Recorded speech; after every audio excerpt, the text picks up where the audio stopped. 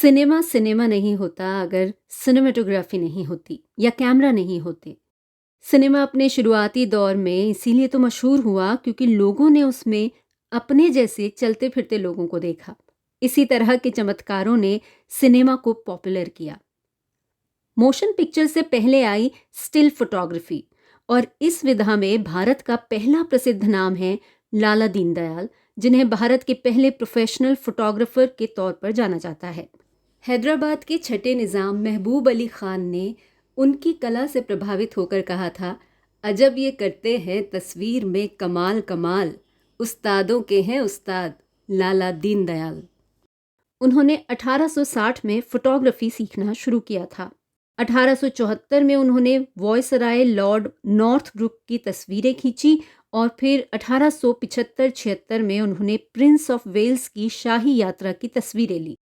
उनके टैलेंट से प्रभावित होकर सर हेनरी उन्हें अपने साथ बुंदेलखंड की यात्रा पर ले गए। इसके बाद उनकी यात्राओं का सिलसिला थमा ही नहीं। उन्होंने ग्वालियर, खजुराहो, रेवा, सांची जैसी कितनी ही जगहों के दुर्ग, महल और मंदिरों के फोटोग्राफ्स लिए। बाद में उन्होंने इंदौर, मुंबई और हैदराबाद में अपने स्टूडियो बनाए, जहां 50 से ऊपर फोटोग्राफर्स और सहायक काम करते थे। 1894 में उन्हें हैदराबाद के शाही परिवार में कोर्ट फोटोग्राफर नियुक्त किया गया था और हैदराबाद के निज़ाम ने लाला दीनदयाल को अपने रनिवास में जाने की इजाज़त भी दी थी। इसी से आप अंदाज़ा लगा सकते हैं कि उनकी क्या अहमियत थी। उनकी कला से प्रभावित होकर निज़ाम ने उन्हें राजा बहादुर मुसव्विर जंग की उपाधि भी दी और तब से उनका नाम इतिहास में राजा दीनदयाल के नाम से अमर है। ये दौर था भारत में स्टिल फोटोग्राफी की शुरुआत का।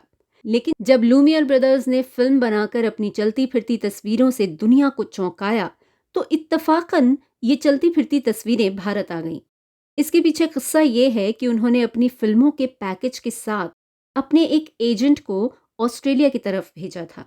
लेकिन जब वो एजेंट मुंबई पहुंचा, यानी कि उस समय का बम्बई, तो उसे पता चला कि ऑस्ट्रेलिया जाने वाला जहाज़ खराब हो गया है और ठीक होने में कुछ दिन लगेंगे। वो एजेंट उस समय के वॉटसन होटल में ठहरा था और तभी उसे ये विचार आया कि जिस काम के लिए वो ऑस्ट्रेलिया जा रहा था उसे बम्बई में ही क्यों ना कर लिया जाए। और फिर उसने एक अखबार में विज्ञापन दिया जिसे शीर्षक दिया, दुनिया का अजूबा। उस विज्ञापन को पढ़कर बहुत से लोग 7 जुलाई 1896 को वॉटसन होटल पहुंचे।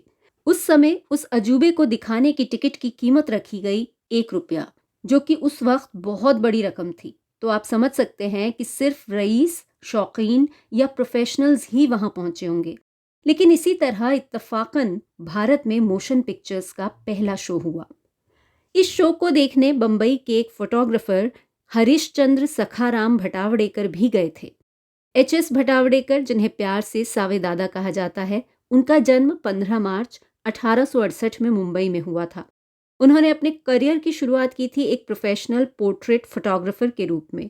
उनका कैमरा और फिल्म उपकरणों का बिजनेस भी था और वो अपने आसपास के लोगों में बहुत लोकप्रिय थे। जब सावे दादा ने लूमियर ब्रदर्स की ये फिल्म देखी तो उनके मन में भी फिल्म बनाने के ख्याल ने जन्म लिया।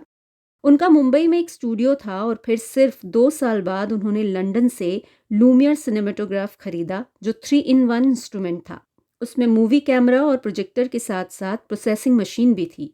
इसके लिए उन्होंने 21 सोने की गिन्नियां खर्च की और ये डिसाइड किया कि वो रोज़मर्रा की ज़िंदगी को इस वीडियो कैमरा में रिकॉर्ड करेंगे, और उन्होंने किया भी। इसके अलावा कई ऐतिहासिक पलों को भी उन्होंने रिकॉर्ड किया। सावे दादा ने जो पहली फिल्म शूट की थी वो थी द रेसलर। इसे आप शॉर्ट डॉक्यूमेंट्री या फैक्चुअल फिल्म कह सकते हैं। दरअसल ये एक रेसलिंग मैच की रिकॉर्डिंग थी। इस तरह सावे दादा पहले भारतीय हैं जिन्होंने मोशन पिक्चर बनाई। दादा साहब फाल्के पहली फीचर फिल्म बनाने के कारण भारतीय सिनेमा के जनक हैं, मगर दोनों में फ़र्क है।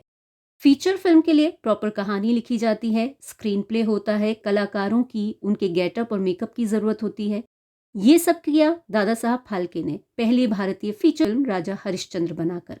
मगर इससे सालों पहले भारत में पहली बार मोशन पिक्चर बनाने का करिश्मा किया था सावे दादा ने, और इस लिहाज से उन्हें भारत का पहला सिनेमेटोग्राफर भी कह सकते हैं। सावे दादा ने दूसरी फिल्म शूट की सर्कस के बंदरों की ट्रेनिंग पर, a man and its monkeys. इन दोनों ही फिल्मों को उन्होंने डेवलप करने के लिए लंदन भेजा और 1899 में उसका सार्वजनिक प्रदर्शन रखा गया।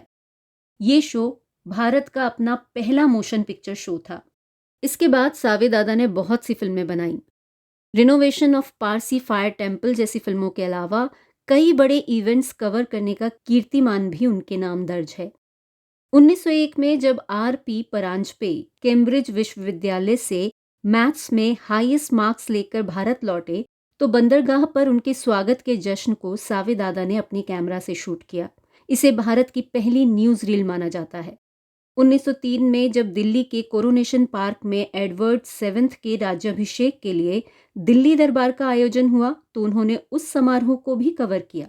हालांकि इस इवेंट को कवर करने वाली मुख्य कंपनी दूसरी थी, पर कहा जाता है कि शाही कार्रवाई को सावेदादा ने ही शूट किया था। कहते हैं H.S. भटावड़ेकर यानी सावेदादा ने बाद में फिल्म मेकिंग में भी हाथ आजमाया था, पर उनकी फिल्मों की कोई जानकारी उपलब्ध नहीं है।